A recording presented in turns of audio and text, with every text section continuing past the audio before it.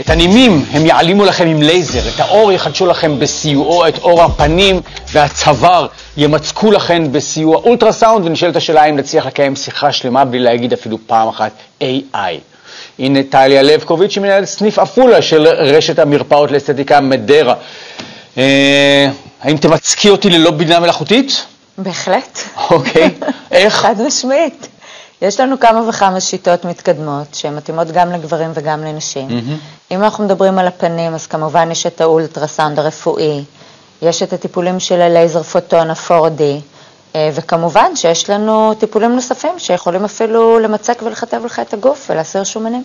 אוקיי, אני מעוניין, אבל אני קודם כל רוצה לדבר על נימים, טוב? בשמחה. שזה, אני לא יודע למה, אנשים, במיוחד נשים, נורא, כאילו זה גורם מבוכה מאוד גדול, אני מכיר נשים שלא הולכות עם קצר או לא הולכות עם חצאיות, כאילו זה פדיחה שיש לך נימים. כאילו, אני לא יודע למה בדיוק, כי הרי את לא אחראית על נימייך, אבל איך מעלימים אותם?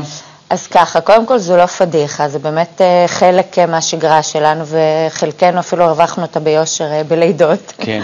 אבל יחד עם זאת, זו תופעה אסתטית שהיא לא כל כך נעימה, כי הנימים להבדיל מברידים הם מאוד בולטים, והצבע שלהם הוא מאוד בולט. כן. ויש כאלה אנשים שזה באמת משמעותי עבורן. עכשיו, אנחנו בעצם... יש גם גברים שזה משמעותי עבורם? בהחלט. וואלה. יש לנו כי יש גם בפנים, נכון? נכון, יש בפנים, יש בידיים, יש גברים שמבקשים להעלים נימים גם ברגליים, אז היום זה מאוד נפוץ. עכשיו, אנחנו למעשה משתמשים בלייזר, לייזר פוטונה, שלמעשה זה הטיפול היחידי שהומצא, שיודע להסיר נימים בכל חלקי הגוף, בעצם בצורה שהיא לא פולשנית, שזה הדבר הכי חשוב, והבונוס הגדול ביותר זה שמעלים אותם לצמיתות. זאת אומרת שאין טיפולי שימור, אין טיפולי תחזוקה. זה כמובן סדרה של טיפולים באמצעות הלייזר. הלייזר למעשה, כמו עם עיפרון, זה לא נעים. עוד פעם, כששואלים אותי בקליניקה אם זה כואב, אני תמיד אומרת שכאב זה דבר אינדיבידואלי, ואני לא מדד, כי לי סף כאב מאוד גבוה. אבל זה טיפול שהוא בהחלט לא נעים, אבל הוא נסבל לחלוטין.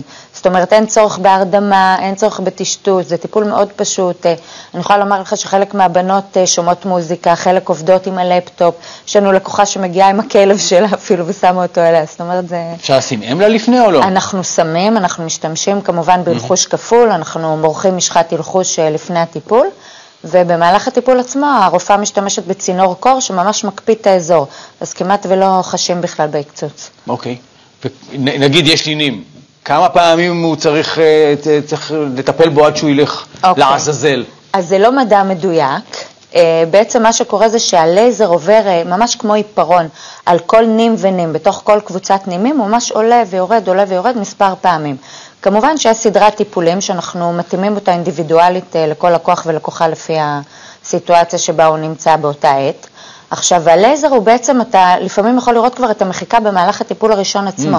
זאת אומרת, ניתן לראות, כמובן שהרופאה או רופא מרכיבים משקפיים, וכשמשתמשים בלייזר, ממש ניתן לראות את זה. ויש נימים שיעלמו במהלך אותו חודש ימים של המתנה בין אזור לאזור, וכן הלאה. הפנים שלי נכנעים לכוח הכבידה. יש דרך שהם יישארו במקום? אז ראשית, קודם כל אני חייבת לציין שאתה נראה מצוין. תודה רבה. חד משמעית, וכן, בהחלט, יש לנו טיפולים לא פולשניים, כגון אולטרסאונד, שהאולטרסאונד למעשה הוא רפואי, ממש כמו מכשיר אולטרסאונד, זה כמו מכשיר אולטרסאונד של אישה בהיריון. למעשה מה שהוא עושה, הרופאה שולחת גלי קול של אולטרסאונד לתוך שריר שנקרא שריר הסמס, והיא למעשה מפעילה אותו, כמו שאנחנו עושים חדר כושר לשרירים, אנחנו מפעילים את שריר הסמס. הלוגיקה בעצם, מה שעומד מאחורי זה, זה שבאמצעות 3 טיפולים בלבד, שאנחנו מרווחים חודש ימים בין טיפול לטיפול, האולטרסאונד יודע לייצר קולוגן. עכשיו, זה קולוגן שלנו, הטבעי, כי אצל כולם, מן הסתם, מגיל 18 מתחילה ירידה בייצור קולוגן, מגיל 30 כבר מתחילה צניחה משמעותית, אז האולטרסאונד בעצם מעורר את השריר, וברגע שהשריר מתחיל לייצר כמות מאוד מוגברת וממוקדת של קולוגן באותו אזור, אנחנו ממש נבחין במתיחה ומיצוק של כל אור הפנים והצוואר. אנחנו ממש ממפים את כל הפנים ואת כל הצוואר, ויודעים בעצם לבצע מתיחה ומיצוק, אבל בצורה מאוד איטית, לא פולשנית, מדודה ומאוד מאוד טבעית. אוקיי, כמה פעמים צריך לעשות? בדרך כלל 3 פעמים, עם הפרש של חודש בין טיפול לטיפול. ואחר כך רואים הבדל ממש?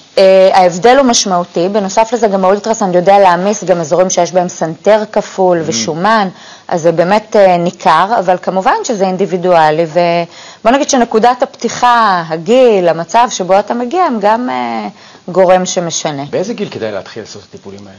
תראה, זו שאלה מאוד טובה, כי אני חושבת שאין גיל. יש אנשים שבגיל 50 נראים פנטסטי, ויש אנשים שכבר בגיל 30 מפתחים בעיות כאלה ואחרות. אני חושבת שזה מאוד תלוי במצב ומאוד אינדיבידואלי.